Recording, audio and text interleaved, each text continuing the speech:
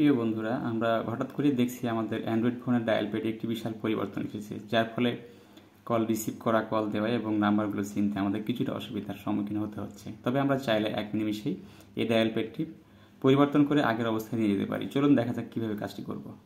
তো ডায়াল প্যাডটি পরিবর্তনের জন্য প্রথমে আমরা কল যে জিনিসটা দিয়ে দিই আর কি, এই কলিং অ্যাপটা গেলাম এবং এটি 3 সেকেন্ড হোল্ড করে চেপে ধরে রাখলে এই অপশানে চলে আসবে।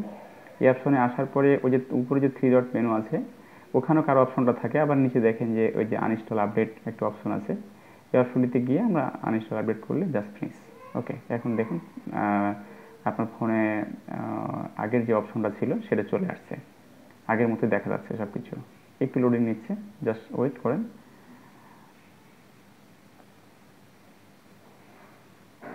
এই দেখেন আগের অবস্থায় চলে আসলো, আগের যে আপডেটটি ছিল সেটা আর নেই, পুরাতন অবস্থানে ফিরে আসছে।